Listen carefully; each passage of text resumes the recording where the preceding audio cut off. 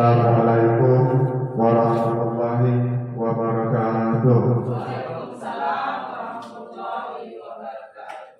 Alhamdulillahirabbil alamin. Wassalatu wassalamu ala asrafil anbiya'i wal mursalin wa ala alihi wa sahbihi rasulillahi ajmain. Shallallahul alaihi.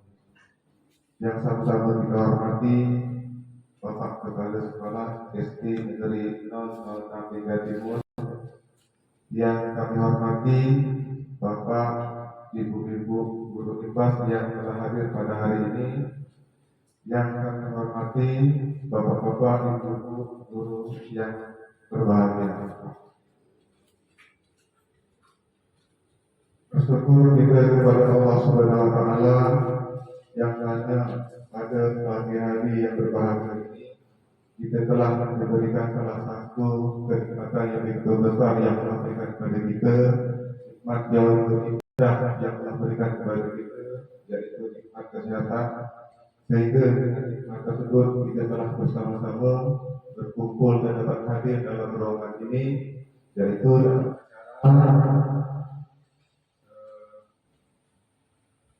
seminar budaya positif gerak guru penggerak angkatan ke-6 pada tahun 2020. Baiklah, Bapak-bapak, Ibu-ibu yang kami hormati, tidak memperpanjangkan waktu, kita masuki acara yang pertama, yaitu pembukaan yang sedang berlangsung. Acara yang selanjutnya yaitu pembacaan doa. Sebelum kita awali acara ini, ada baiknya kita berdoa dan bermunajat kepada Allah Subhanahu wa Ta'ala. Semoga acara kita pada hari ini dipermudahkan oleh Allah Subhanahu wa Ta'ala dan dilancarkan Allah Subhanahu wa Ta'ala, dan kita yang hadir pada dalam ruangan ini dapat berlindung dari Allah Subhanahu wa Ta'ala. Amin. Amin ya rabbal alamin. Baiklah, doa itu untuk pembacaan doa dari baca doa dalam hati menurut agama dan percaya masing-masing. Berdoa mulai.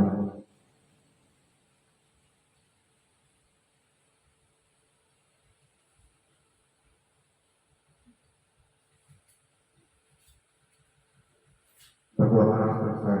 Baiklah, Bapak, Ibu-ibu yang kami hormati, kita masuki acara yang selanjutnya, yaitu kata sambutan kata bahasa disampaikan oleh Bapak Kepala Sekolah kita, pada Bapak Kepala Silakan dengan segala hormat.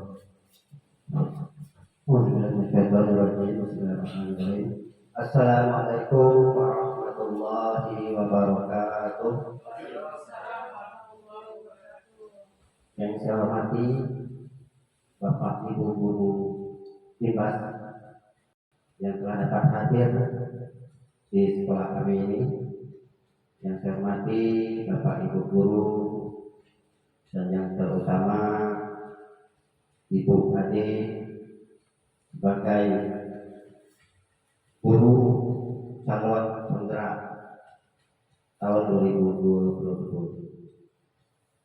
Pertama-tama marilah kita mengucapkan puji syukur kepada Allah Subhanahu wa Ta'ala karena atas nikmat dan karunia-Nya, atas kesehatan yang diberikannya kepada kita semua, sehingga pada pagi yang berbahagia ini kita masih diberi kesehatan dan kesempatan untuk dapat hadir di ruangan kelas kita ini dalam suatu acara seminar budaya positif guru penggerak angkatan ke-6 tahun 2022. Sholawat dan salam tak lupa pula kita hadiahkan buat junjungan Nabi besar kita Nabi Muhammad Sallallahu Alaihi Wasallam dengan ucapan Allahumma sholli ala Sayyidina Muhammad wa ala Sayyidina Muhammad.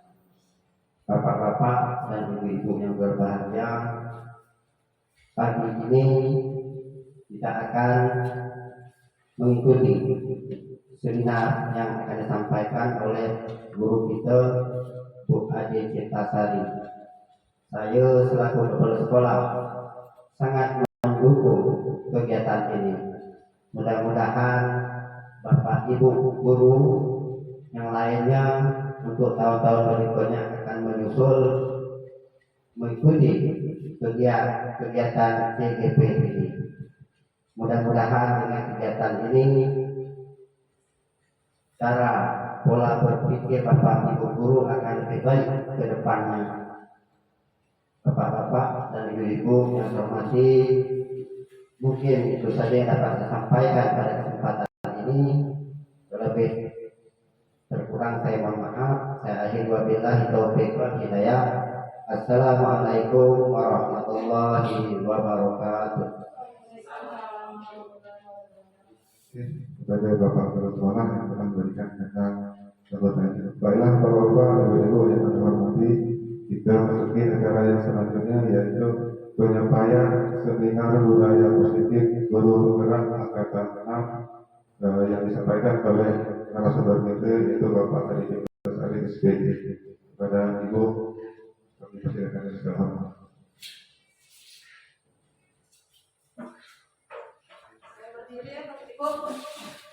Assalamualaikum warahmatullahi wabarakatuh.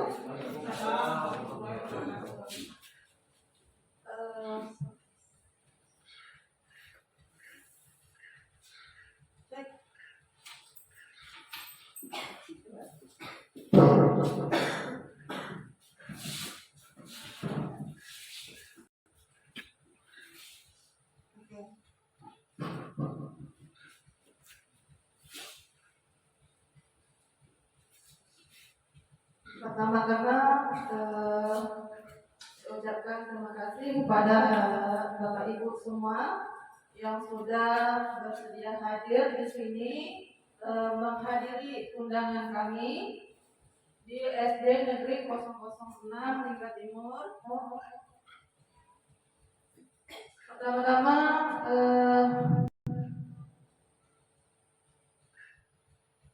saya ucapkan terima kasih yang sebesar-besarnya karena kesediaan waktu Bapak Ibu untuk datang.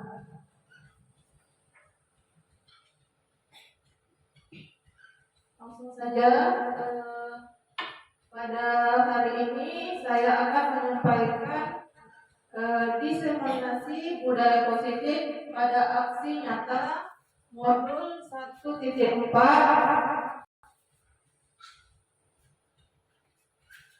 Baik, ini adalah moderator saya, Adita Sari dari SD Negeri 006 Lingga Timur.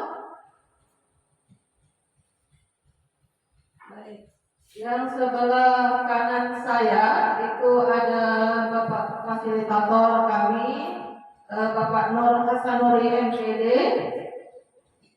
dan yang sebelah kiri saya itu pengajar praktik saya, Bapak Hendri Nova SPD.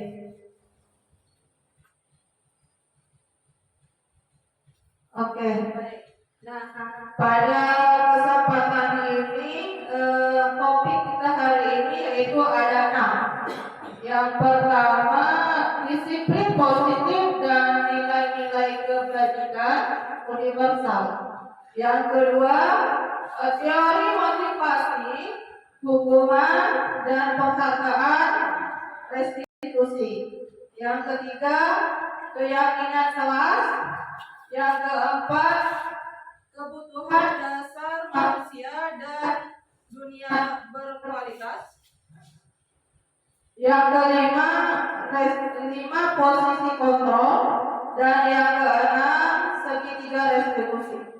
Nah, dari topik ini nanti muncul pertanyaan-pertanyaan bagaimana hukuman itu dapat mendisiplinkan anak, lalu memberikan penghargaan apakah dapat meningkatkan kedisiplinan dari anak tersebut, lalu memberi hukuman dengan hal yang positif seperti membaca itu dapat meningkatkan disiplin anak. Nah, sebelum kita lanjutkan materi kita, coba Bapak Ibu di sini menggenggam dengan ukurannya yaitu mengepalkan boleh tangan kiri atau tangan kanan, ya. Nah, Bapak Ibu anggap bahwa kepala tangan tersebut Bapak Ibu menyimpan benda yang berharga. Apa kira-kira dalam pikiran Bapak Ibu benda berharga tersebut? Misalnya ada perhiasan, misalnya, atau apa? Uang, oke, mungkin uang. Apa lagi? Emas. Apa lagi? Ada lagi? Oke, baik. Di situ tadi ada perhiasan, ada uang, ada emas. Nah, coba sekarang saya akan meminta Bapak Ibu untuk membuka kepala tersebut. Ada yang membuka? Pak Zuri membuka? Membuka juga? Oh, tak ada. Ada yang menutup jarinya? Membuka semua? Oke. Yang membuka, saya minta satu orang untuk menyampaikan kenapa membuka kepala tangan tersebut. Siapa yang mau menyampaikan? Oke, karena ada perintah. Kalau Pak Is, karena perintah juga. Oke. Ada yang menutup kepala Ibu Isra? Kenapa Ibu Isra menutup dan tidak mau membuka kepala tangan? Nanti buatnya tahu apa isinya. Oke. Nanti orang lain tahu apa yang ada di kepala tangan itu, ya. Baik. Nah, jadi dari permainan tersebut, ya, dengan cara membuka ataupun menutup kepala tangan kita dari benda yang berharga, ya. Nah, jadi sesungguhnya posisi kontrol apa yang akan mempengaruhi pemikiran kita?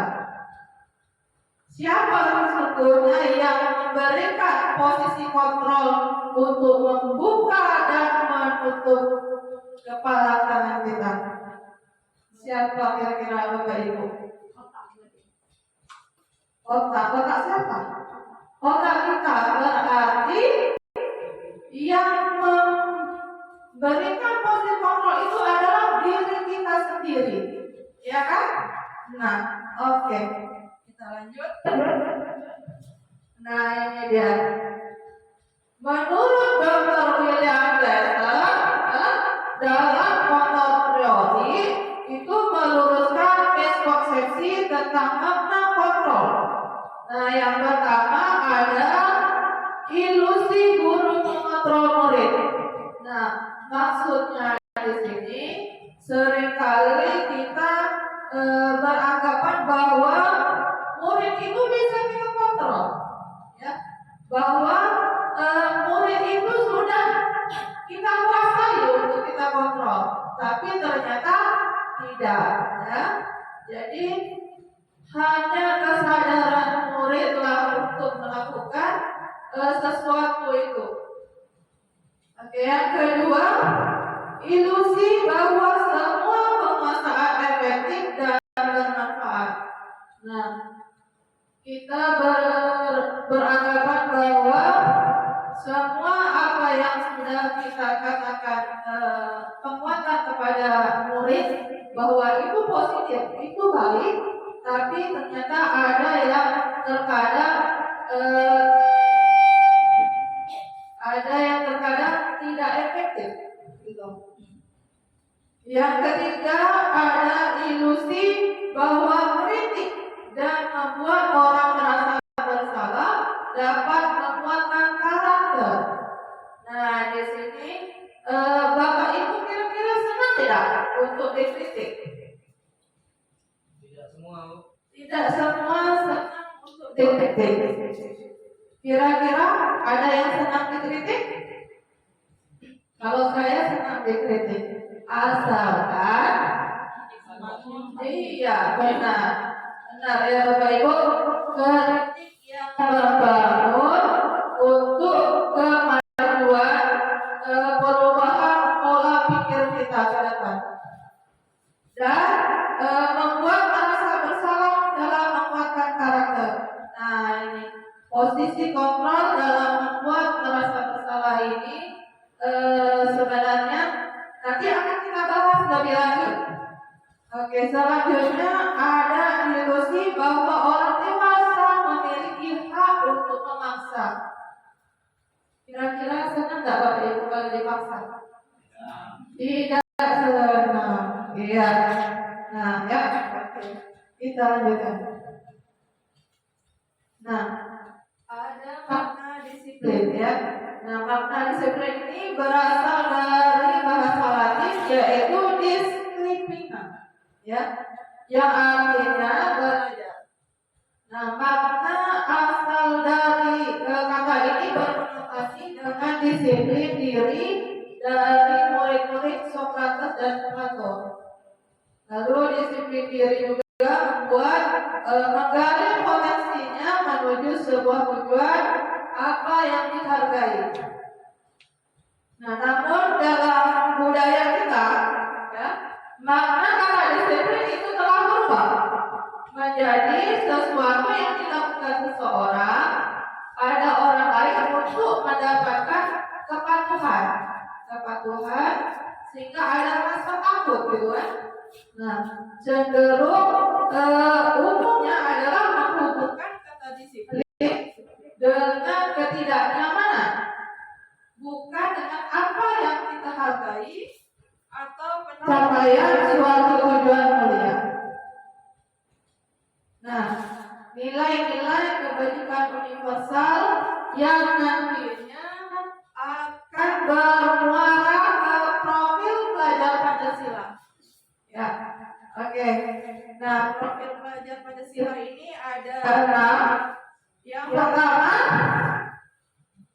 beriman, bertakwa kepada Tuhan Yang Maha Esa, ya, dan berakhlak mulia. Yang kedua ada kebinekaan global. Yang ketiga bergotong royong.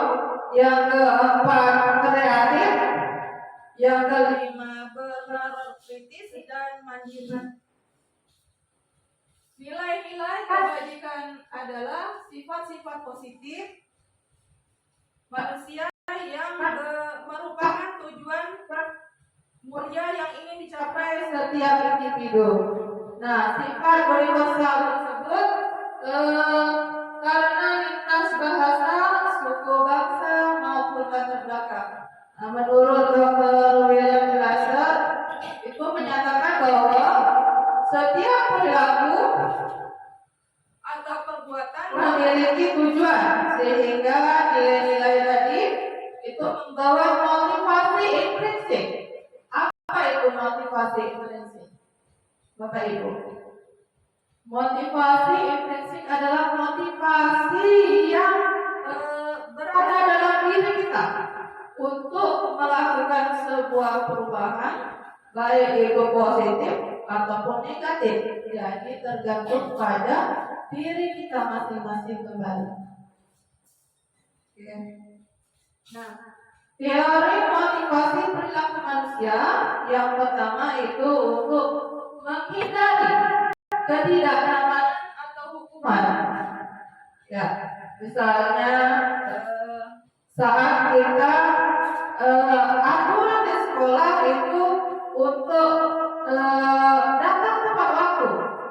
Nah, seringkali termasuk mungkin saya sendiri itu terkadang terlena dengan waktu, dengan kondisi yang jarak kita jauh ini, sehingga ada ketidaknyamanan untuk berbuat tidak disiplin.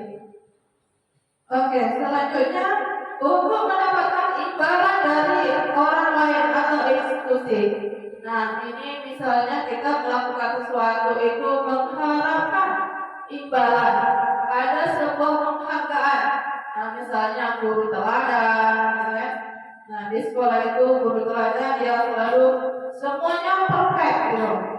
Nah, ini juga niatnya tidak baik. Jadi kita melakukan sesuatu itu memang sudah tugas kita, gitu. Kewajiban kita dalam melaksanakan disiplin itu. Selanjutnya untuk menghargai diri sendiri. Nah, dari sini nanti akan ada motivasi yang internal itu berada dari luar dan juga motivasi internal sebagai tujuan disiplin positif. Nah, ini dia. Selanjutnya keyakinan kelas. Nah, keyakinan kelas yaitu nilai-nilai kebajikan kelas universal yang disepakati secara tersirat dan tersurat, lepas dari latar belakang, suku, negara, bangsa maupun agama. Jadi nilai-nilai kebajikan bahwa menekankan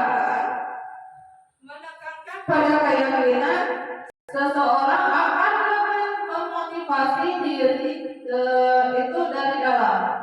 Nah, seseorang akan lebih tergerak dan bersemangat untuk menjalankan keyakinan tersebut daripada hanya sekedar mengikuti serangkaian peraturan yang tertulis tanpa makna. Nah, dalam membentuk keyakinan kelas, di sini ada langkah-langkahnya. Keyakinan kelas berupa pernyataan-pernyataan yang universal. Pernyataan keyakinan kelas itu senantiasa dibuat dalam bentuk positif. Keyakinan kelas hendaknya tidak terlalu banyak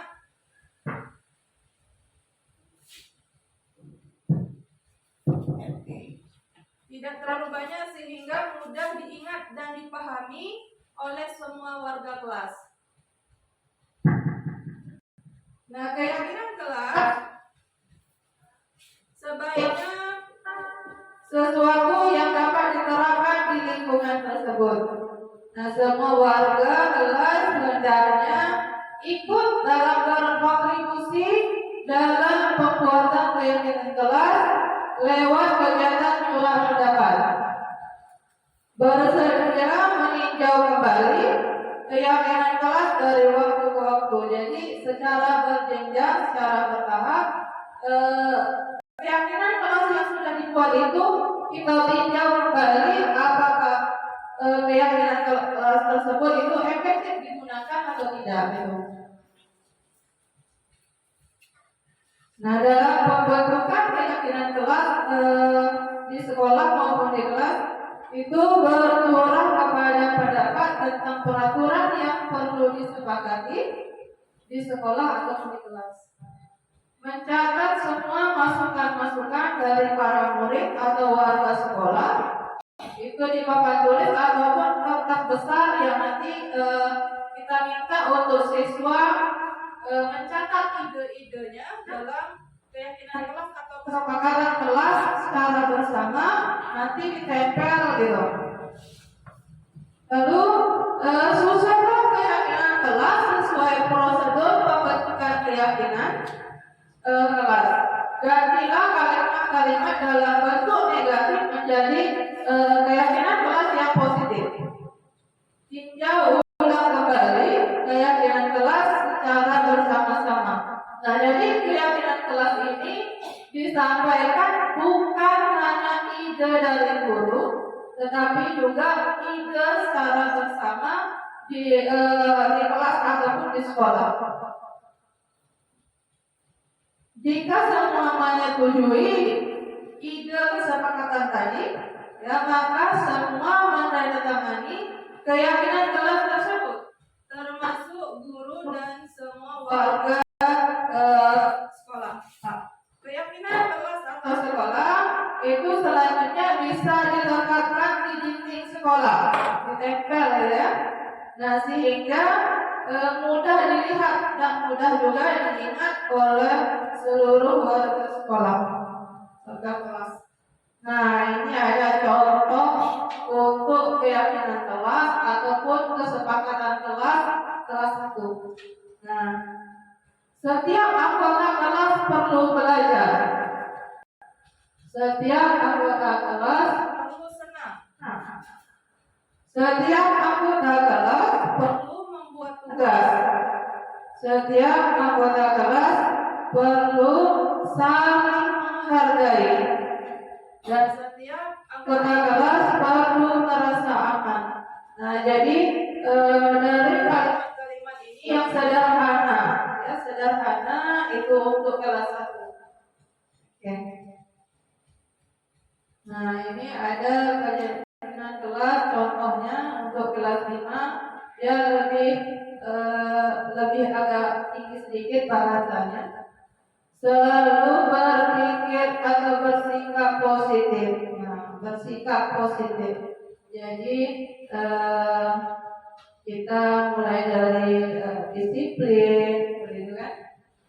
Nah, senantiasa menjadi diri yang terbaik, percaya dan menghormati orang lain serta barang miliknya. Nah, jadi dia menghormati barang miliknya dan juga orang lain. Lalu berkomitmen terhadap semua tugas. Nah, dengan sungguh-sungguh mengerjakan tugas. Senantiasa membantu siapapun teman-teman sekelas mungkinnya yang ada kesulitan. Nah, ini ya. Keyakinan kelas perdagangan. Nah, keyakinan kelas di sini ada kegiatan seperti tampak atau tidak tampak seperti. Nah, anggota kelas ini dibagi menjadi beberapa kelompok dan setiap kelompok diberikan kertas. Nah, ini contoh dalam pelaksanaannya ya. Salah satu anggota kelompok membuat huruf T kapital besar, huruf T ya. Nah, guru memberikan salah satu keyakinan kelas dan kepada setiap kelompok. Nah, 2 kelompok bisa mendapatkan keyakinan kelas bila ada 10 kelompok. Nah, karena di tempat kita jarang sekali siswanya yang ramai, jadi tidak sampai itu 10 kelompok. Nah, selanjutnya setiap kelompok tadi diminta untuk memberikan pendapat tentang keyakinan kelas tersebut seperti tampak apa, tampak tidak seperti apa. Nah, kemudian hasil pendapat tadi dalam setiap kelompok itu dipresentasikan di depan kelas. Nah, lalu ditempelkan di dinding kelas untuk dapat dilihat oleh warga kelas agar menguatkan pemahamannya. Nah, ini keyakinan kelas yang kedua. Murid-murid diajak berdiskusi tentang tanggung jawab dan hak masing-masing warga kelas, yaitu apa tugas guru dan bukan tugas guru. Nah, apa tugas murid atau bukan tugas murid. Guru akan membuat bagan berisi 4 kotak. Masing-masing kotak diisi judul tugas guru, bukan tugas murid ya. Nah, guru bercurah pendapat tentang 2 cara mengajak murid berpendapat secara individu atau kelompok. Hasil dari pendapat tugas saya dan tugas kamu ditempel di dinding kelas agar dapat dilihat oleh seluruh warga kelas. Oke, baik, saya ada contoh di sini yang sudah saya lakukan dan saya buat.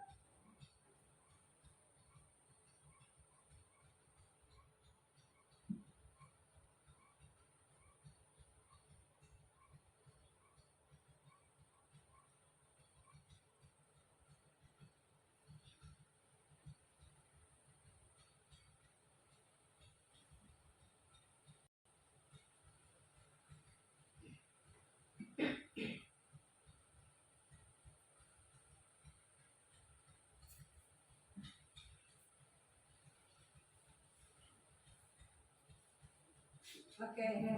Nah, ini dia tadi ya. Bersikap positif tampak seperti. Nah, itu dari sikap itu huruf D ya.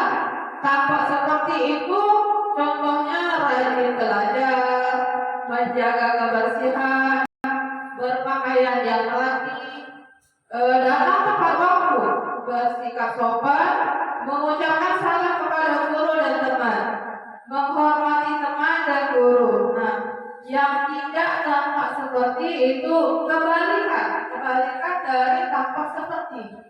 Nah, malas belajar, membuang sampah sembarangan, berpakaian tidak sopan, tidak peduli, berkata kasar kepada teman, acuh terhadap teman dan guru.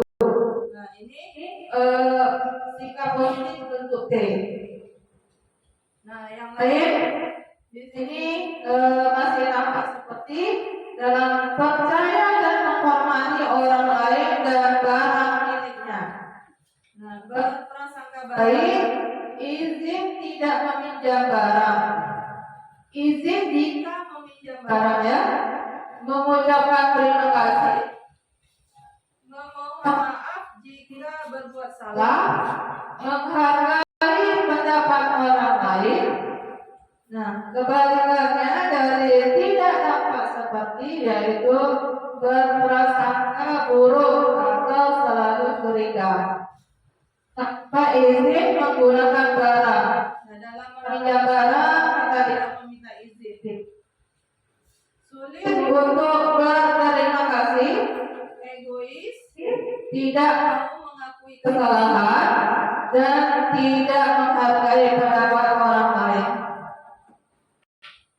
Nah, setiap anggota kelas itu melakukan tugas dengan cara mendengar, terlihat, dan berperilaku. Nah, contohnya dalam terdengar itu, apa kabar? Assalamualaikum. Jadi dalam bentuk sapaan gitu ya. Nah, ada yang bisa saya bantu? Terima kasih telah membantu. Nah, yang terlihat itu memperhatikan sebuah kejadian atau pemandangan gitu ya dalam lingkup kelas, mengembalikan barang yang sudah dipinjam. Nah, jika kita meminjam barang, kembalikan barangnya seperti semula. Nah, tersenyum, serius itu terlihat oleh kita. Berperilaku itu mengucapkan terima kasih ketika dibantu teman, berkata jujur, tanggung jawab, dan sopan. Itu untuk disiplin positif yang bentuk Y. Nah, ini tadi ya. Tugas saya, tugas kamu. Tugas saya itu tugas guru, tugas kamu itu tugas murid. Nah, tugas guru di sini contohnya pembelajaran sistem AMO. Sistem AMO kita menuntun murid ya, menuntun murid menuju pembelajaran yang berpihak kepada siswa, berpihak kepada murid. Mengelola kelas, memotivasi, membimbing siswa, menjadi teladan, menumbuhkan potensi belajar murid. Tugas murid mentaati kesepakatan bersama, menjaga motivasi, mengerjakan tugas, menemukan keyakinan, kekuatan dan kekurangan diri. Bertanya jika tidak paham. Itu tugas murid ya, contohnya. Nah, tugas guru bukan, artinya bukan tugas guru. Nah, itu merapikan barang-barang yang dibawa murid, menghukum dan bersikap tidak adil, menyakiti atau disakiti, memaksa murid untuk belajar. Jadi kita sebaiknya tidak melakukan itu ya, memaksa murid untuk belajar. Nah, tugas murid bukan. Contohnya mengeluh, merusak barang sendiri ataupun orang lain, menyakiti atau disakiti,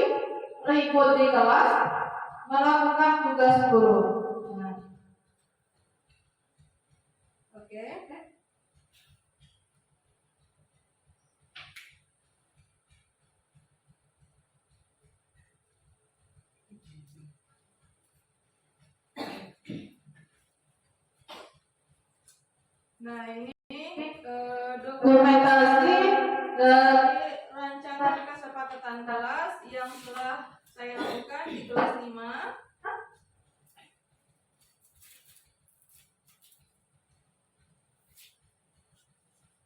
Oke, keyakinan kelas adalah salah satu disiplin positif yang dapat kita terapkan dalam membangun budaya positif di sekolah. Nah, ini hasil kesepakatan kelas 5. Yang pertama itu saling menghormati sesama, baik itu menghormati yang lebih tua dan juga menghormati yang muda. Datang tepat waktu, memakai pakaian yang rapi, semangat dalam belajar, berbicara sopan, saling menghormati, saling menghargai, ya, melaksanakan piket kelas dan mengerjakan tugas dengan sungguh-sungguh serta tidak bertengkar dengan teman. Nah, jadi ini kesepakatan kelas 5 ya. Nah, nanti jika pun ada kesepakatan kelas yang dilanggar, itu akan kami diskusikan secara bersama dengan pemecahan masalah menggunakan nanti segitiga restitusi namanya. Oke, kebutuhan dasar manusia itu ada 5. Yang pertama kebutuhan bertahan hidup. Yang kedua kebutuhan kasih sayang dan rasa diterima yang di kelompok. Yang ketiga penguasaan. Yang keempat kebebasan dan yang kelima itu kesenangan. Nah, restitusi 5 posisi kontrol.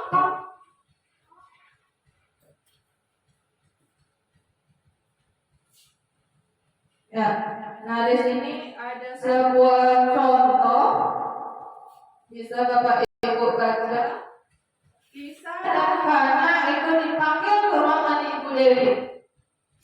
Bapak Kepala Sekolah SMA Makmur, Ibu Dewi baru saja mendapatkan pengaduan dari Ibu Natisa bahwa Hana itu menggunakan kata-kata kasar dan merendahkan Tisha di media sosial.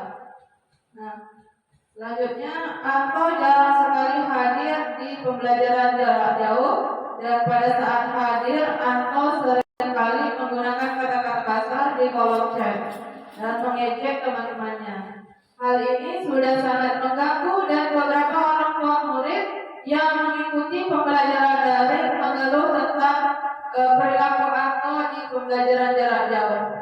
Nah, di sini ada sebuah pertanyaan bahwa bila Bapak Ibu sebagai gurunya, sebagai guru dari Lisa, Hana, dan Anto, penerapan disiplin apakah yang akan Ibu lakukan, Bapak Ibu lakukan untuk kasus Hana dan kasus Anto? Mengapa? Berikan alasan Bapak Ibu. Siapa yang kira-kira mau memberikan jawabannya dari contoh kasus, 2 kasus ini?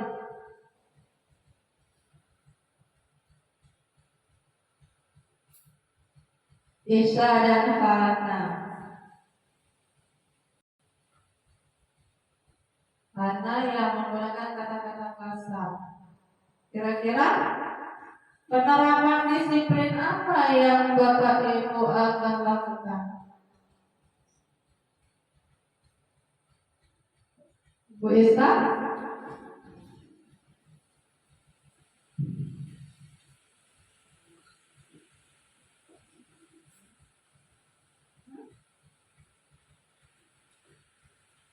Penerapan disiplin apa? Kita akan memanggil Hana dan juga Anto dengan melakukan memberi nasihat, ya, memberi nasihat untuk tidak lagi mengulangi, bisa itu ya. Jangan langsung marah-marah. Kita tinjau dulu, kira-kira kita selidiki dulu Apa penyebab dari Hana ini dan Anto ini menggunakan kata-kata yang kasar? Apakah dia di rumah mungkin lingkungan rumahnya yang tidak kondusif misalnya kan? Bisa saja terpengaruh oleh lingkungan. Baik. Nah ini ya. Posisi kontrol nanti akan menjawab kasus yang tadi di depan tadi. Ada 5 posisi kontrol. Itu yang pertama menghukum, yang kedua membuat merasa bersalah, lalu posisi kontrol sebagai teman, posisi kontrol sebagai pemantau, dan posisi kontrol sebagai manajer.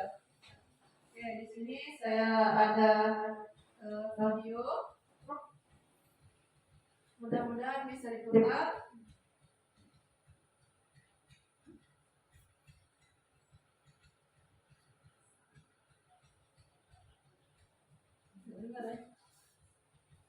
Kan balik.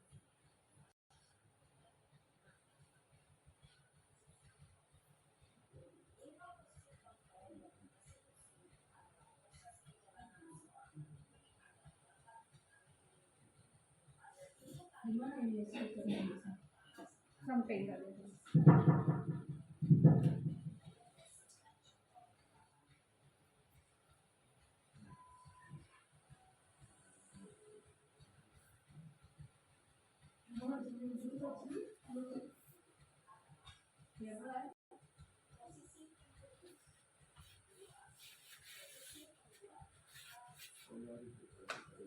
Lupa dari yang mana.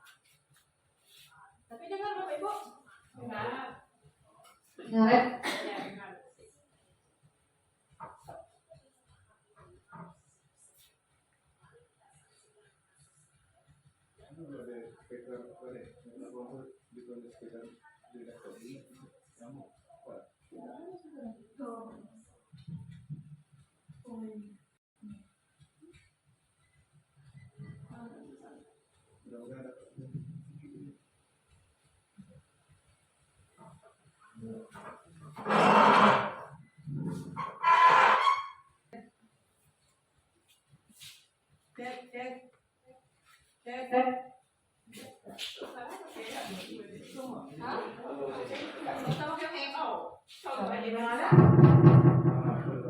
Oke, Bapak Ibu. Nah, di sini ya.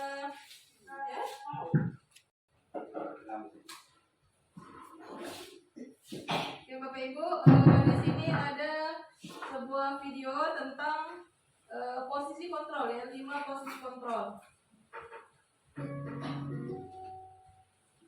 Salam bahagia Ibu dan Bapak guru hebat. Dalam penerapan disiplin positif restitusi, salah satu program yang dikembangkan adalah 5 posisi kontrol. 5 posisi kontrol dalam restitusi adalah proses perjalanan seorang pendidik agar dapat mengenali dirinya. Pada video kali ini, kita akan membahas tentang 5 posisi kontrol yang dikembangkan oleh Diane Dawson dan contoh penerapannya.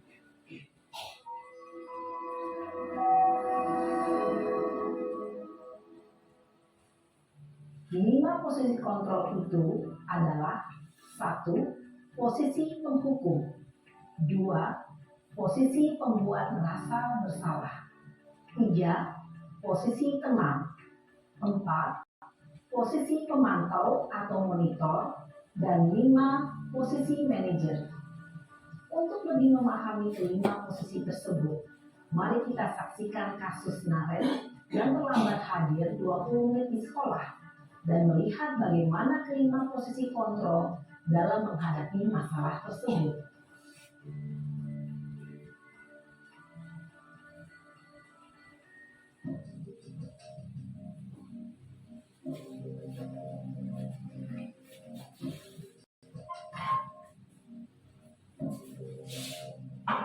Naren! Sini kamu! Selamat pagi Bu. Selalu terlambat. Kamu deh, pasti terlambat. Maaf, Bu. Sambil diperhatikan. Saya- Apa? Apa coba? Alasan kamu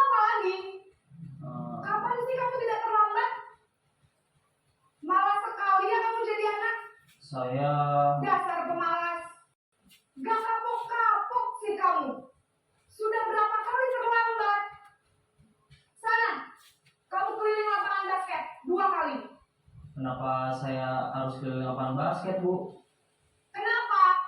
Kamu melawan ibu. Berani-beraninya jawab. Sudah terlambat, masih berani jawab pula. Sekarang, keliling lapangan basket 5 kali sekalian. Biar kapok. Cepat. Pergi sana ke lapangan basket. Posisi penghukum biasanya berbicara dengan nada tinggi, menghardik, menunjuk-nunjuk, menyakiti, dan menyindir. Hukuman bisa berupa fisik maupun psikis. Ibu dan bapak guru hebat. Dampak yang terjadi pada murid ketika guru berada pada posisi penghukum adalah murid cenderung akan memberontak, bahkan menyimpan dendam.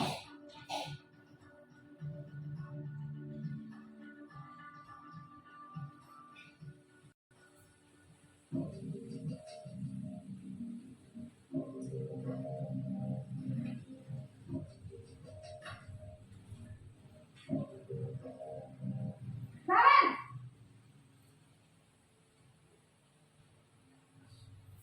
Selamat pagi, Bu. Naren. Kamu kenapa terlambat lagi, nak? Ya Tuhan, Naren. Kamu senang ya bikin ibu susah ya? Kalau kamu terlambat lagi, nanti ibu yang ditegur bapak kepala sekolah, nak. Disangka ibu tidak bisa membina kamu. Duh, gimana ini? Maaf, Bu. Duh, Gusti Naren. Kamu suka ya kalau ibu ditegur bapak kepala sekolah? Terus, sekarang ibu harus tulis apa yang di buku absen? Ini kamu sudah sering terlambat loh.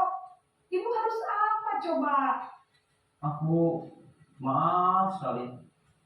Ya sudah, lain kali jangan bikin ibu susah lagi ya nak ya. Ibu tidak akan kuat lagi kalau kamu begini terus. Bisa jantungan kalau ibu ditegur bapak kepala sekolah. Sana cepat ke kelas. Maaf ya, Bu. Maaf sekali. Posisi pembuat rasa bersalah berbicara dengan nada tenang, cenderung lembut. Namun kata-kata yang diutarakan membuat murid merasa menjadi orang yang gagal, memandang buruk dirinya sendiri, merasa tidak berharga, dan tidak sanggup membahagiakan orang lain.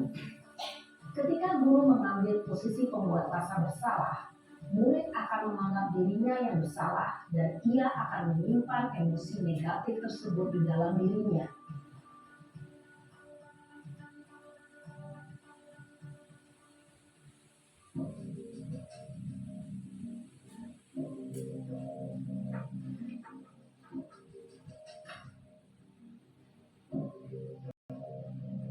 Naren!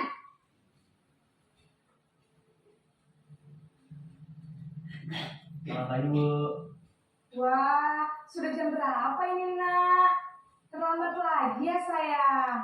Iya, Bu. Habis ibu saya lupa membangunkan saya, Bu. Kamu malah menyalahkan ibu kamu. Kamu bukannya anak yang larinya paling kencang. Kok terlambat sih? Iya, Bu. Saya memang terlambat bangun tadi. Jadi, biarpun saya lari kencang, tetap gak kekejar, Bu.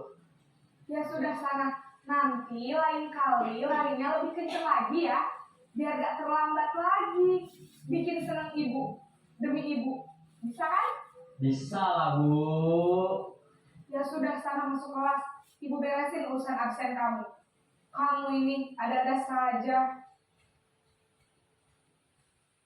Dalam posisi teman, guru berbicara dengan nada suara ramah, akrab, cenderung bersenda gurau untuk menjaga suasana tetap santai. Murid akan merasa senang, aman, dan akrab dengan guru. Identitas yang tercipta adalah identitas sukses atau berhasil. Namun, perlu diingat, karena ini masih dorongan eksternal, maka ada faktor ketergantungan dari murid kepada orang tertentu. Di sini, guru absennya sehingga di lain waktu murid bisa berperilaku baik, namun hanya kepada orang-orang tertentu saja.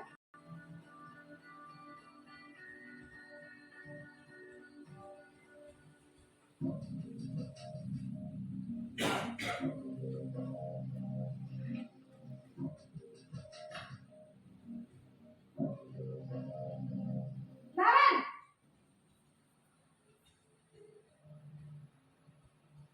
Selamat pagi Bu. Naren, apa peraturan sekolah kita tentang jam berapa kita harus masuk sekolah, nak? Kita harus di sekolah jam 7 Bu. Iya betul, sekarang sudah jam 7.20. Naren sudah tahu konsekuensinya jika terlambat hadir. Paham Bu, saya harus tinggal kelas pas jam istirahat selama 20 menit. Iya benar, konsekuensinya demikian. Jadi nanti jam 9.30 pas istirahat, kamu harus tinggal di kelas, kerjakan tugas tambahan untuk ketertinggalan kamu, ya? Baik Bu. Posisi pemantau mengandalkan penghitungan atau data untuk mengontrol murid. Guru mengarahkan murid berdasarkan peraturan dan konsekuensi. Seorang pemantau menunjukkan bahasa tubuh dan ekspresi wajah yang datar dan cenderung formal.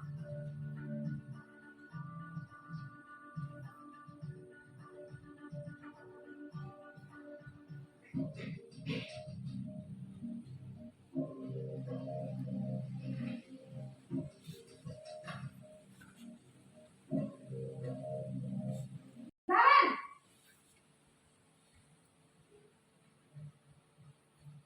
Selamat pagi Bu. selamat pagi Naren. Maaf Bu, saya terlambat. Iya, sekolah masuknya jam 7, sekarang sudah jam 7.20. Jadi sekarang bagaimana ini Naren? Maaf Bu, saya lupa setel alarm saya semalam. Baiklah, menurut kamu, keyakinan sekolah yang mana yang perlu kamu tingkatkan? Menghargai diri sendiri dan orang lain mungkin ya Bu. Setuju. Jadi, apakah Naren meyakini prinsip saling menghormati tersebut? Iya Bu, saya meyakininya. Apakah Naren bersedia memperbaiki masalah keterlambatan ini? Bersedia Bu. Bagaimana kamu akan perbaiki masalah keterlambatan ini? Saya akan coba untuk tidak lupa menyetel alarm saya Bu. Baik, kalau Naren lupa menyetel alarm di rumah, ada orang yang kira-kira bisa bantu mengingatkan tidak? Ada Bu, kakak saya, Kak Emma. Ada lagi selain Kak Emma? Selain Kak Emma, ada ibu saya.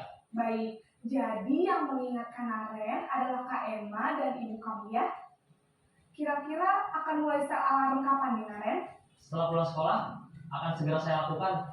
Baik, jadi Naren akan setel alarm untuk bangun besok pagi dan akan diingatkan oleh kakak dan ibunda Naren ya. Ada lagi yang mungkin perlu dilakukan Naren agar tidak terlambat bangun lagi? Tidak ada Bu. Baik Naren, terima kasih untuk kerjasama kamu. Sekarang kamu perlu kembali ke kelas untuk belajar. Baik Bu, terima kasih. Posisi manajer adalah posisi kontrol yang disarankan untuk membimbing murid memiliki sikap disiplin yang positif, yaitu murid yang mandiri, bertanggung jawab, dan dapat memecahkan masalah.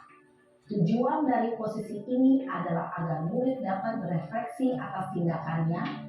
Guru akan dengan tulus memberikan pertanyaan-pertanyaan bermakna, sehingga membuat murid dapat belajar dari kesalahannya dan mencari sebuah solusi untuk menyelesaikannya. Ibu dan bapak guru hebat, setelah mengamati adegan kelima posisi kontrol tadi, kira-kira posisi mana yang paling ideal? Posisi mana yang dapat menunjang motivasi intrinsik murid? Ya, tentu posisi manajer. Posisi ini memang posisi ideal yang ingin dituju setiap pendidik. Pada posisi inilah guru dapat menerapkan disiplin positif yang berpihak pada murid, yang memerdekakan murid. Perjalanan seorang pendidik tentunya tidak mudah untuk sampai pada posisi seorang manajer. Namun, tujuan kita pasti, yaitu menciptakan murid-murid yang mandiri, merdeka, dan bertanggung jawab. Semoga penggambaran 5 posisi kontrol yang telah diperlihatkan ini dapat menjadi ajang refleksi bagi kita semua, agar dapat terus mengasah dan menerapkan disiplin positif yang memerdekakan murid. Mari terus berlatih dan bersemangat. Selamat menerapkan. Salam dan bahagia Ibu dan Bapak Guru hebat.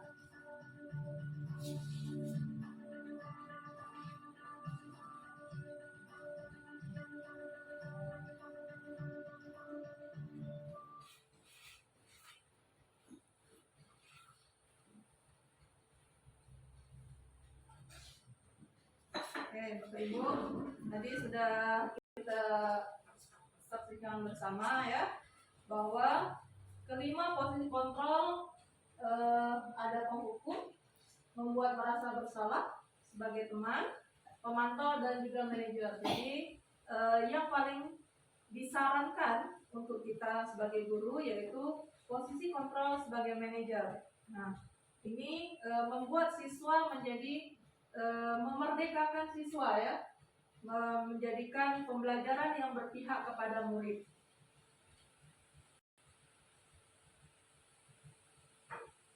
Oke, nah kalau posisi kontrol sebagai penghukum itu menggunakan bahasa verbal ya, dengan ucapan, tidak menggunakan hukuman fisik ya.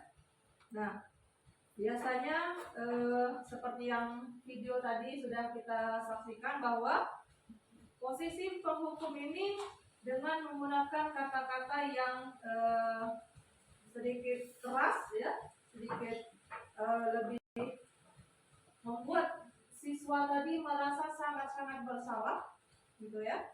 Nah, guru menerapkan posisi penghukum, dia akan berkata, patuhi aturan saya atau awas kamu nanti ya, seperti itu ya. Kira-kira kamu selalu saja salah, selalu, pasti selalu yang terakhir selesai. Nah, misalnya saat mengerjakan latihan. Nah, guru seperti ini senantiasa percaya hanya ada satu cara yang dapat menyelesaikan suatu permasalahan, yaitu dengan cara tersebut. Jadi dengan cara menghukum tadi. Nah, masih dengan penghukum, dengan nada suaranya tinggi, bahasa tubuhnya bisa jadi dia itu dengan mata yang melotot gitu ya, dengan wajahnya yang marah dan jarinya yang menunjuk-nunjuk atau memaki, mungkin bisa jadi ya. Jangan sampai kita seperti itu. Baik. Bagaimana kira-kira perasaan murid bila guru tadi berbicara seperti yang menghardik apa segala macam itu saat datang terlambat ke sekolah, ataupun misalnya tidak membuat PR misalnya gitu kan? Itu sering terjadi dalam kehidupan sehari-hari kita di sekolah. Siswa yang tidak membuat PR, datang terlambat, ataupun mungkin saat upacara dia tidak membawa peralatan lengkap, misalnya topinya, tidak membawa dasinya. Mungkin bagi kita itu biasa saja jika tidak ada kesepakatan atau keyakinan sekolah yang sudah disepakati bersama. Nah, kira-kira perasaan murid itu bagaimana Bapak Ibu? Nah, ini ya. Kemungkinan yang akan terjadi adalah siswa tadi atau murid tadi akan marah dalam hati bisa, atau marah dalam apa? Dendam ya, dan bersifat agresif. Nah, bisa jadi sesuatu sesudah kembali duduk tadi, murid tadi akan mencoret-coret bukunya karena dia marah tadi kan. Nah, dia akan menulis-nulis mejanya dengan, sebenarnya dia protes pada guru, tapi dia tidak bisa melakukan itu, dia melakukan ke hal-hal yang lain ya. Nah, bisa saja dia menjahili motor kita mungkin ya, atau mobil Bapak Ibu kalau ke sekolah pakai mobil misalnya ya kan. Oke, yang kedua, posisi kontrol sebagai pembuat merasa bersalah. Nah, itu menggunakan posisi kontrol ini biasanya guru akan bersuara lebih lembut daripada menghukum tadi ya. Nah, pembuat merasa bersalah ini menggunakan keheningan itu yang membuat orang lain merasa tidak nyaman, merasa bersalah, dan merasa dirinya itu rendah gitu, merendahkan diri sendiri dengan kata-kata yang keluar lembut seperti ibu sangat kecewa sekali dengan kamu. Berapa kali bapak harus memberitahu kamu ya, gitu, sehingga si anak tadi tidak paham kan. Nah, gimana coba kalau orang tua kamu tahu kamu berbuat begini? Di posisi ini murid memiliki penilaian diri yang buruk tentang dirinya sendiri ya. Nah, murid juga merasa tidak berharga karena sudah melakukan kesalahan tadi dan telah mengecewakan orang-orang yang dia sayangi, contohnya orang tuanya di rumah gitu ya. Oke. Nah, pembuat merasa bersalah ini guru itu dengan suara yang halus ya, memelas, dengan bahasa tubuh yang merapat pada anak, lesu gitu, lemah lembut lah. Nah, contohnya di sini, Adi, kamu ini bagaimana ya? Kamu sudah berjanji dengan ibu tidak akan terlambat lagi. Kamu kenapa ya senang sekali mengecewakan ibu? Ibu benar-benar kecewa sekali. Nah, bagaimana kira-kira perasaan murid bila ditegur seperti dengan cara yang ini? Nah, ya, jadi hasilnya itu murid akan merasa sangat bersalah, ya, bersalah karena sudah mengecewakan ibu guru atau bapak guru ya. Nah, murid akan merasa menjadi orang yang gagal dan tidak sanggup membahagiakan orang lain. Juga kadangkala sikap ini lebih berbahaya dari sikap penghukum tadi, karena secara emosi akan tertanam dalam diri si murid tadi. Dia menahan amarahnya, menahan rasa bersalahnya, ya, sehingga tidak seperti murid dengan kondisi penghukum tadi, di mana murid bisa menempatkan amarahnya dengan melakukan hal-hal yang dia inginkan pada saat itu, ya. Nah, murid yang tertekan seperti inilah yang tiba-tiba bisa meletus amarahnya dan bisa menyakiti diri sendiri atau orang lain, ya. Jangan sampai itu terjadi pada di tempat kita. Nah, posisi kontrol yang ketiga, guru ini pada dalam posisi ini dia tidak akan menyakiti murid, namun ya dia akan berusaha mengontrol murid melalui dengan persuasif ya, persuasif dengan berbahasa berbincang dengan dekat gitu ya. Nah, teman pada guru ini bisa negatif juga bisa positif. Nah, teman di sini berupa hubungan baik yang terjalin antara guru dan murid. Guru posisi teman menggunakan hubungan baik dan humor yang mempengaruhi seorang. Nah, contohnya di sini, ayo bantulah demi Bapak ya. Ayo ingat tidak bantuan Bapak selama ini. Ya, sudah kali ini tidak apa-apa. Nanti Ibu bantu bereskan. Nah, hal negatif dari posisi teman tadi bahwa seorang guru itu hanya akan membantu, tidak akan membantu, maka akan mengecewakan dan berkata, saya pikir Bapak Ibu atau ibu teman saya gitu, kepada murid tadi berbicara dalam hatinya bahwa murid merasa dikecewakan jika suatu saat misalnya Bapak Ibu itu tidak membantunya lagi gitu. Nah, hal lain yang mungkin timbul adalah murid hanya bertindak untuk guru tertentu saja. Tidak semua guru dia akan baik.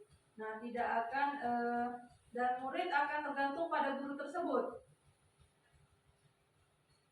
Nah, nada pada posisi kontrol sebagai teman ini, nada suaranya ramah, akrab, bercanda, bahasa tubuhnya merapat kepada murid, mata dan senyum, dan juga jenaka ya, senyum-senyum berteman. Contohnya, Adi, ayolah bagaimana sih kamu? Kemarin kamu sudah janji ke Bapak bukan? Kenapa terlambat lagi? Gitu ya. Nah, sambil tertawa. Ya sudah, tidak apa-apa, duduk dulu sana. Nanti Pak Guru bantu. Kamu ini bagaimana ini ya kan? Bagaimana perasaan murid dalam sikap guru sebagai teman? Nah, hasilnya dari kontrol sebagai teman ini, murid akan merasa senang dan akrab dengan guru, ya, sebagai dampak positif. Hanya saja sisi negatifnya, siswa tadi akan merasa tergantung pada satu orang guru saja. Dia tidak mungkin bisa saja tidak semua guru dia mau menurut gitu kan ucapan guru.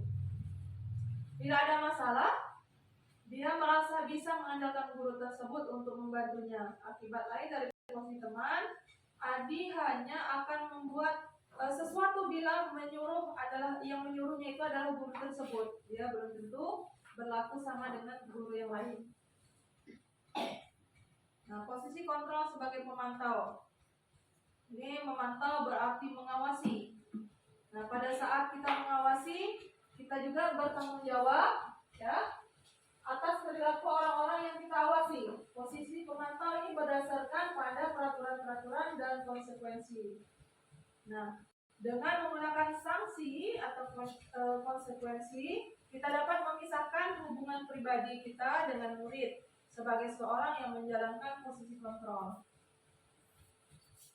Nah, pertanyaannya yang biasa dilakukan pada seorang pemantau itu, apa yang telah kamu lakukan? Sanksi atau konsekuensinya apa? Nah, seorang pemantau itu sangat mengandalkan perhitungan, catatan, data yang dapat digunakan sebagai bukti atas perilaku seseorang. Nah, posisi ini juga akan menggunakan stiker, ya, strip catatan, daftar cek, peraturan-peraturan sekolah, gitu ya. Nah, posisi pemantau sendiri berawal dari teori stimulus respon yang menunjukkan tanggung jawab guru dalam mengontrol murid. Nah, posisi pemantau ini biasanya menggunakan suara yang datar, bahasa tubuhnya formal. Contohnya, Adi, tahukah kamu jam berapa kita mau mulai pelajaran, misalnya gitu ya. Tahu Pak, kamu terlambat 15 menit. Apakah kamu sudah mengerti konsekuensi yang harus dilakukan bila terlambat? Paham Pak, ya, saya harus tinggal pada jam kelas istirahat, seperti yang sudah kita saksikan tadi ya. Oke. Nah, hasil dari fungsi kontrol ini sebagai pemantau, murid tadi memahami konsekuensi yang akan dijalankan karena dia melanggar peraturan tadi. Oke. Nah, posisi kontrol yang terakhir yaitu sebagai manajer. Manajer di sini adalah posisi di mana guru berbuat sesuatu bersama dengan murid, mempersilahkan murid mempertanggungjawabkan perilakunya, ya, dengan mendukung murid agar dapat menemukan solusi atas permasalahannya sendiri. Jadi guru di sini membantu mencari solusi atas permasalahan yang ada pada saat itu. Nah,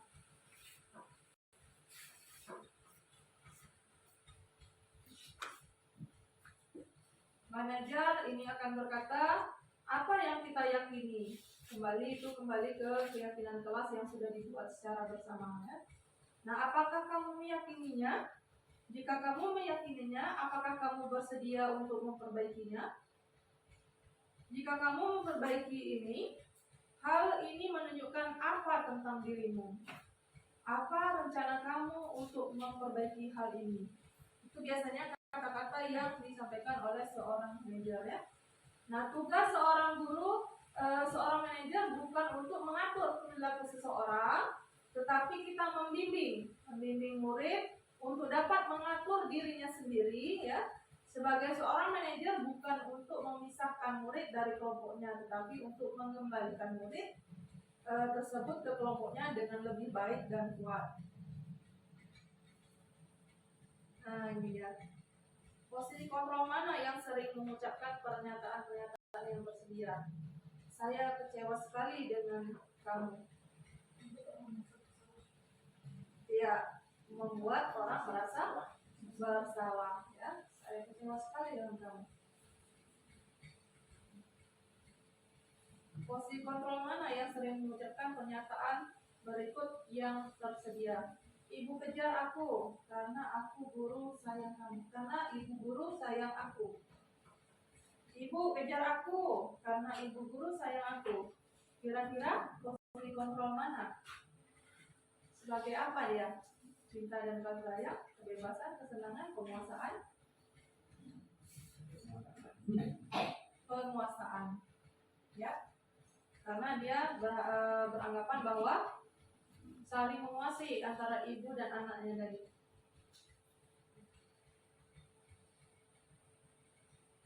Nah, posisi kontrol mana yang sering mengucapkan pernyataan-pernyataan yang tersedia? Aku hebat kan? Bisa bikin ibu guru kejar aku.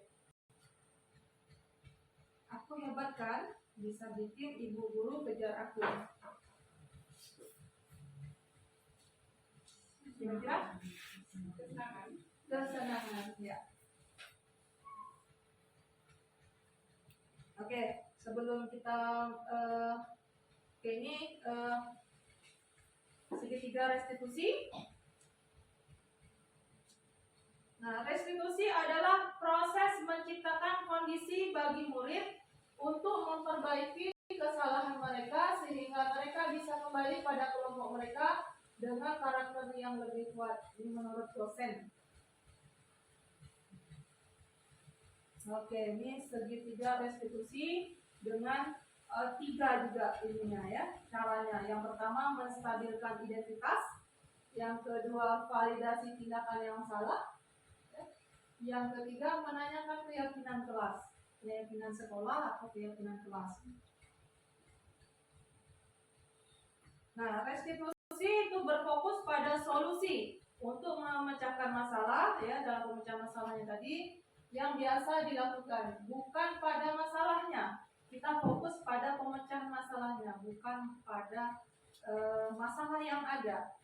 Nah, langkah-langkah pelaksanaan segitiga restitusi ini, yang pertama menciptakan suasana positif dulu. Jangan marah-marah kita, ya. Tenangkan dulu hati kita, gitu kan, sabar. Ya. Ajak murid untuk mulai berpikir dan menganalisa kesalahannya, ya, menganalisis kesalahannya. Beri ruang pada murid untuk memikirkan solusi terbaik. Oke, sebelum kita lanjutkan, saya mau bertanya sama Bapak Ibu dulu. Kira-kira di sekolah kalau misalnya menemui permasalahan sampai detik ini, Bapak Ibu lebih banyak ke posisi kontrol mana dari 5 posisi kontrol tersebut? Termasuk saya ya. Saya juga seringnya lebih ke sebagai penghukum. Rata-rata. Ya, sebelum saya mengenal pembelajaran di teori kontrol, gitu. Saya sebagai penghukum. Kalau Bapak Ibu bagaimana? Sebagai penghukum juga. Saya boleh ya, berhubung saya mengajar di kelas 6, Ya, saya lebih ke teman. ke teman, baik, bagus juga ya, sebagai teman, dari teman. Kalau Pak Hen Jadi juga Bu, kemarin awal-awalnya memang sebagai penghukum juga Bu. sebagai penghukum, Ada PT pribadi, lalu kamar, lalu enam, lalu teman Bu. sebagai teman. Oke, Iya. baik ya Bapak Ibu, kita lanjutkan. Tapi ternyata yang lebih bagus adalah manajer. Sebagai manajer. Oke, nah cara yang pertama dari segitiga restitusi adalah menstabilkan identitas. Nah, untuk membuat anak merasa gagal karena berbuat salah, itu menjadi positif terhadap dirinya, guru berkata, berbuat salah itu manusiawi. Gitu ya, berbuat salah itu baik-baik saja, boleh. Karena manusiawi, bahwa orang itu semuanya pernah melakukan kesalahan, seperti itu ya maksudnya. Nah, tidak ada manusia yang sempurna sehingga melakukan kesalahan. Kita pasti bisa menyelesaikan permasalahan ini. Bapak Ibu tidak tertarik mencari siapa yang benar dan siapa yang salah. Nah, Bapak Ibu tertarik hanya untuk menyelesaikan masalah yang ada, ya, bukan mencari siapa sih yang salah ini, siapa sih, gara-gara siapa sih, gitu kan? Tidak. Oke, yang kedua, validasi tindakan yang salah. Setiap tindakan yang kita lakukan dengan satu tujuan, yaitu memenuhi kebutuhan dasar si anak tadi, memenuhi kebutuhan dasar diri seorang itu. Nah, padahal kamu bisa melakukan yang lebih buruk dari ini ya, gitu. Nah, guru selalu berkata, contohnya ini ya, kamu pasti punya alasan mengapa melakukan hal tersebut, melakukan hal ini, melakukan hal itu. Ya. Kamu patut bangga pada dirimu sendiri karena kamu telah melindungi sesuatu yang penting buatmu. Kamu boleh mempertahankan sikap itu, tapi kamu harus menambahkan sikap yang baru. Oke. Yang ketiga, menanyakan keyakinan.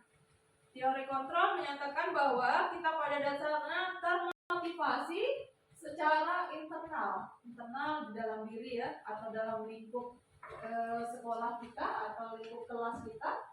Nah, ketika identitas ini sukses telah tercapai dari langkah 1 dan langkah 2 tadi, ya, tindakan laku yang telah kita validasi langkah 2, maka anak akan siap untuk dihubungkan dengan nilai-nilai yang dia percaya dan berpindah menjadi orang yang dia inginkan.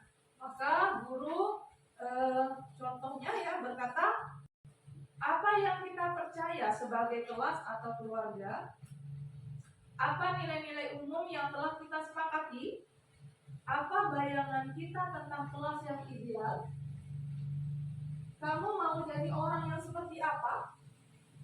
Ya. Oke, sebelum kita masuk ke disiplin positif, saya ada sebuah skenario, ya, skenario dalam pemecahan kasus dengan menggunakan segitiga restitusi. Nah, posisi yang saya ambil di sini dalam skenario-nya yaitu sebagai posisi kontrol sebagai manajer.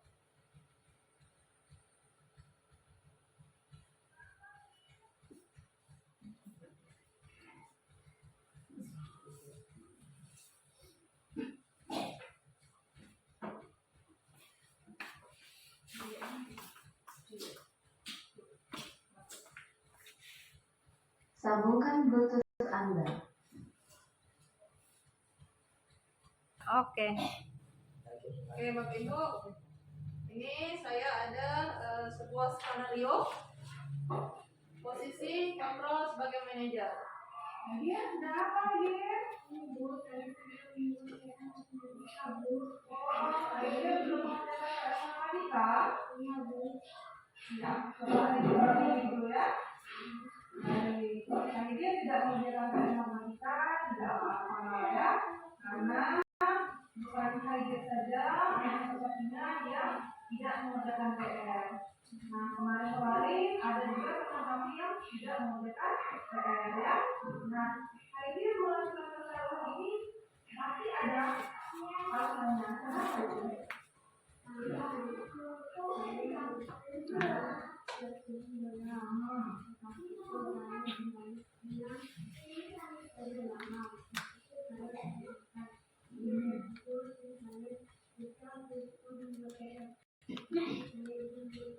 Oh, kayak dia kelelahan sehingga tertidur jadi lupa membuat PR. Oke. Nah, kayak dia sudah melakukan hal baik. Kenapa kayak dia melakukan hal baik? Karena dia tidak terlambat datang ke sekolah ya. Nah, oke. Jadi kayak dia melakukan yang kelas kita tidak? Nah, kalau kayak dia sudah tahu menganggap dia dengan kita, kira-kira kita apa yang kayak dia langgar? Iya, jadi kayak dia bisa bertanggung jawab ya, benar ya. Nah, baik. Kalau kayak dia tahu sudah tidak bertanggung jawab, kira-kira sikap kayak dia berdepannya bagaimana?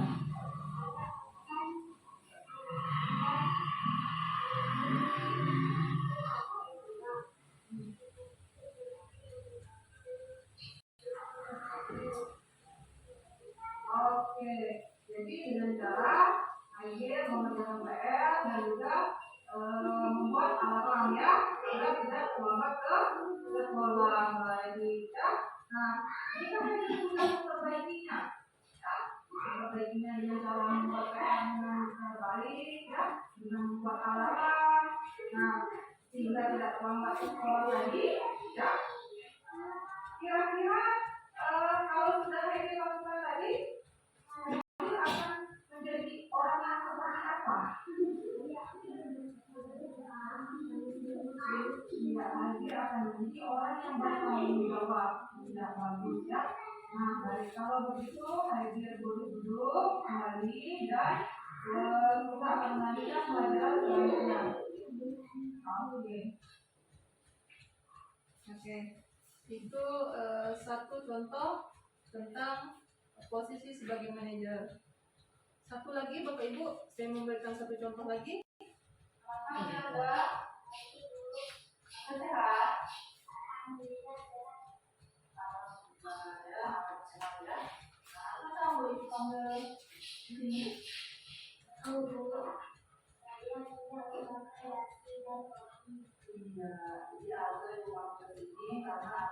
Hari ini ya kita kan pacaran tadi Alga tidak memakai kopi dan nasi ya.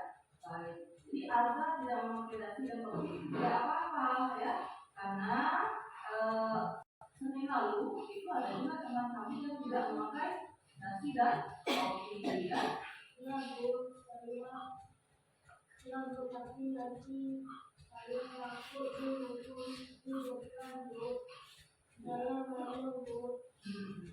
Jadi tak apa ya, jadi ibu tidak akan menghukum dan ibu juga tidak mencari kesalahan dari apa yang sudah terjadi hari ini. Baik, nah harusnya tidak membawa nasi dan kopi itu pasti ada alasannya. Kenapa? Itu saya baru kesiangan dan terburu-buru karena hari ini upacara. Oke, jadi Alga terburu-buru ya, dan kamu juga terlambat ya, jadi tidak membawa perlengkapan upacara dari kopi. Baik, nah jadi berarti ada lagi terlambat masuk sekolah? Tidak. Sudah baik ya, jadi Alga sudah bagus karena tidak bisa terlambat ke sekolah ya, artinya Alga hanya tidak membawa kopi dan nasi ya. Baik. Nah, Alga juga sudah melakukan baik karena tidak terlambat membawa nasi kan. Kita minum lagi. Nah, Alga tidak membawa nasi dan kopi. Kira-kira Alga melanggar keyakinan Allah atau keyakinan kita yang tentang melanggar. Baik ya. Nah, keyakinan Allah apa yang Alga langgar? Saya tidak disiplin waktu Tidak disiplin ya. Oke. Nah, Alga sudah tahu kira-kira disiplin itu penting tidak untuk Alga? Tidak penting ya, sangat penting. Nah, kalau Alga tahu itu sangat penting, kira-kira tindakan apa yang akan Alga lakukan setelah ini ke depannya?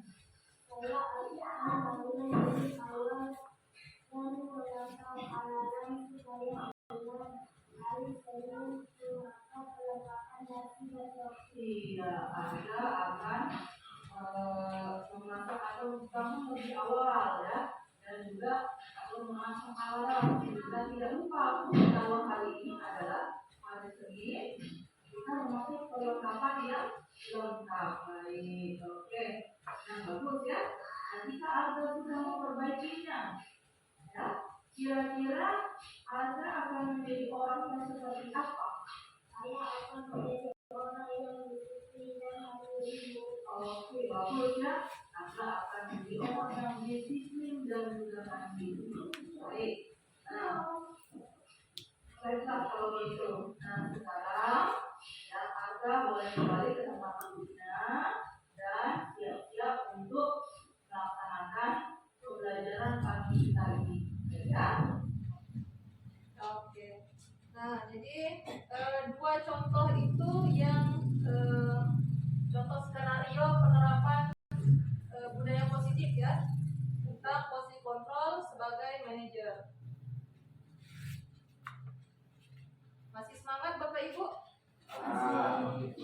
Masih semangat? Masih ya. Oke, lebih semangat lagi kita coba tepuk semangat ya Bapak Ibu. Udah tahu Oke, coba Ibu Ista contohkan Ibu Ista. Oke, yuk sama-sama kita. Ibu semangat. 1, 2, 3.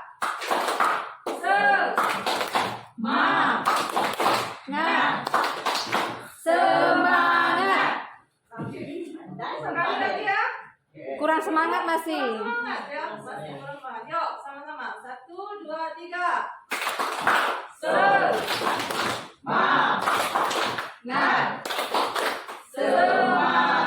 Oke, terima kasih Bapak Ibu.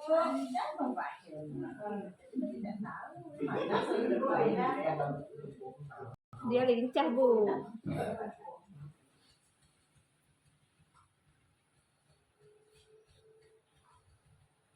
Oke, kita lanjutkan. Selanjutnya disiplin positif. Nah, guru sebagai pemimpin pembelajaran itu bertanggung jawab mencabut gangguan-gangguan yang menghalangi proses pengembangan potensi murid. Nah, di sini intervensi 30 detik ya. Intervensi ini bisa membantu murid kembali ke tujuan semula dengan cukup singkat dan dengan cara non konfrontatif ya. Nah, pertanyaan-pertanyaan yang diajukan biasanya dikemukakan oleh seorang pemantau dan sebagai manajer. Nah, apakah kamu ingin berbuat lebih baik? Apakah saat ini kamu sedang menjadi seorang yang sedang kamu inginkan? Apakah kamu bisa mengubah perilaku kamu saat ini menjadi sikap yang lebih membantu? Apakah wajar membuat kesalahan? Bisakah kita memperbaikinya? Oke. Apa yang kamu lakukan saat ini? Apakah sudah sesuai? Kapan kamu siap untuk memulainya? Peraturannya apa? Sepertinya kamu punya masalah. Saya bisa bantu apa?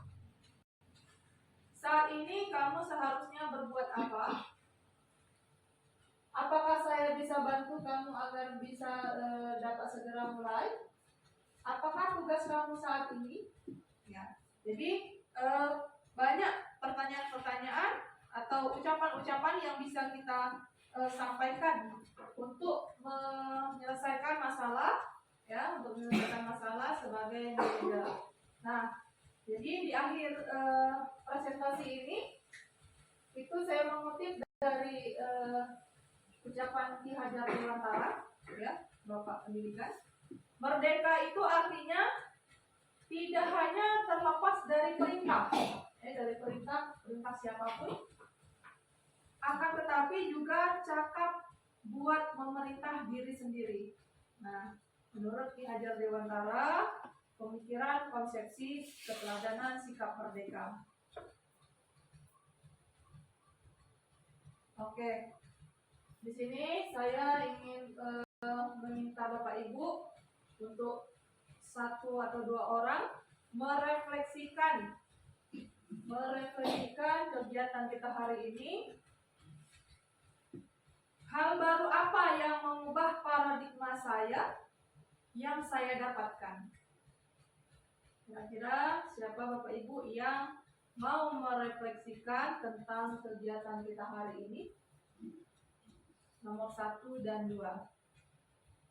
Hal baru apa tentang perubahan paradigma yang sudah didapatkan dari diseminasi budaya positif ini? Dan yang kedua, perasaan apa yang muncul selama mengikuti sesi ini, khususnya mengenai makna disiplin dan motivasi intrinsik, motivasi dalam diri. Silakan Bapak Ibu. 1 orang untuk nomor 1 dan 1 orang untuk nomor 2.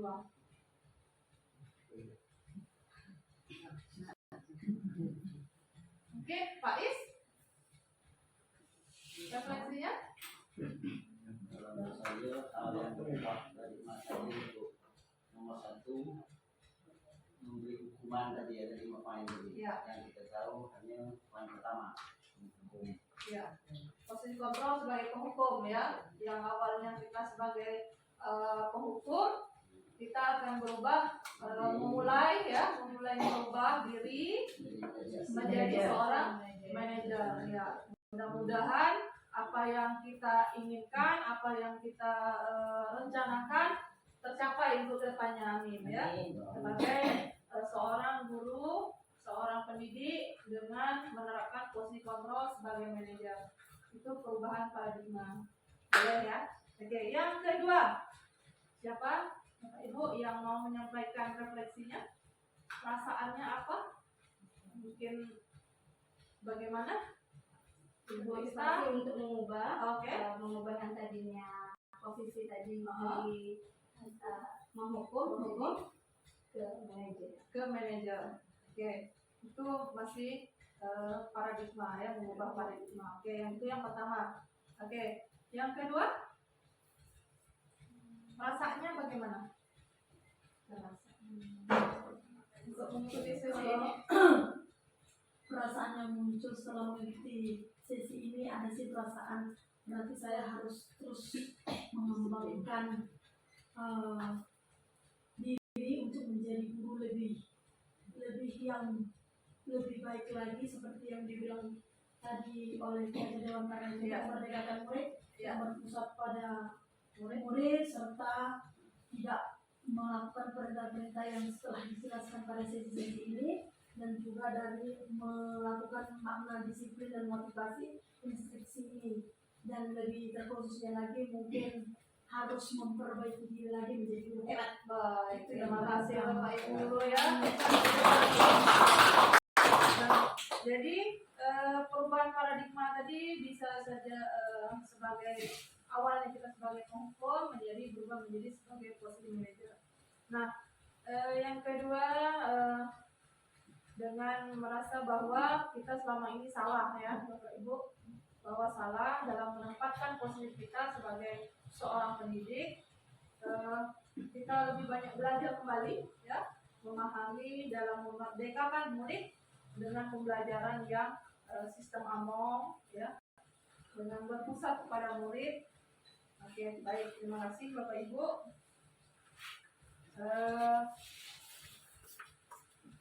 Oke, terima kasih.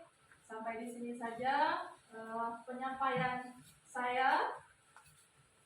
Terlebih dan terkurang saya mohon maaf. Dimaafkan Bapak Ibu. Ya, terima kasih. Saya akhiri. Assalamualaikum warahmatullahi wabarakatuh. Waalaikumsalam warahmatullahi wabarakatuh.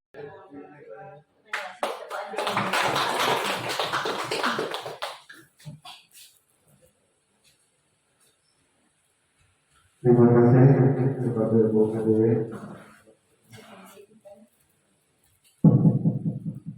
atas penyampaiannya.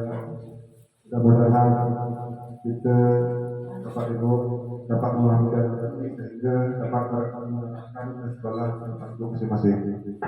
Baiklah, Bapak Ibu yang kami hormati, berakhirlah kita pada hari ini. Saya selaku moderator ketua acara mohon maaf yang sebesar-besarnya jika kata-kata saya salah dan tak daripada tempatnya. Sekali lagi saya mohon maaf yang sebesar-besarnya. Saya tutup dan saya akhiri dengan wabillahi taufiq wal hidayah. Assalamualaikum warahmatullahi wabarakatuh.